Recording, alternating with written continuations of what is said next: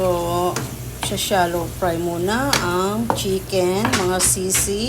Ito ay luto ng Anakis. Ako'y tiga video. So, ito na yung mga ingredients niya. Onion and garlic. Yan po. This one pastry at flour. Sinasitay na niya ang onion. Ito na ang chicken. Nag-change na ng color. Adding the garlic. Yan. Sawag na ang carrots at green peas. Ganito ang cut ng kanyang carrots, mga sisi. Mushroom.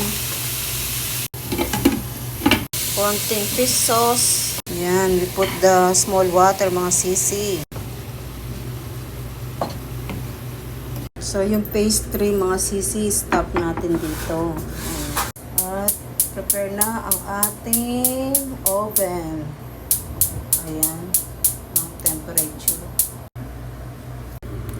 So, ganito po yung pastry na nabili niya. Lagay muna natin ang pastry sa oven. At lagyan na ng butter. Yan, set aside lang po ninyo ang ating meat. Yan, malaki kasi ang ating kawali. Yan. Ito lang ng spoon. 1 spoon lang of flour. At mix na po ang flour with the butter. Ayan na. Pag niluto na yung flour with butter.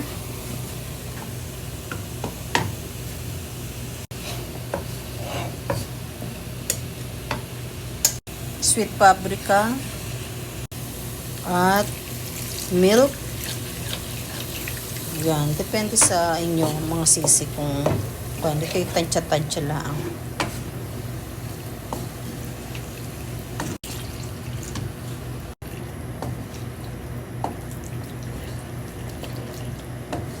Ganito na yung itsura ng ating pastry, mga sisi. So basically magiging thick siya. Konting fish sauce, black pepper. Ang ganda ng itsura niya, mga sisi, pagkatapos niya ni ating bibake. At nilagyan ng chicken or Magic M.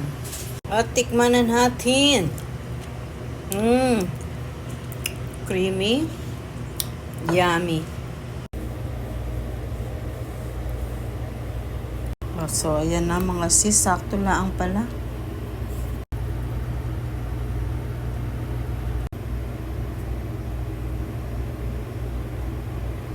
So, kailangan meron siyang parang yun.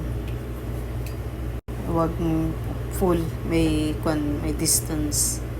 At egg po, mga sisi, para pampaganda.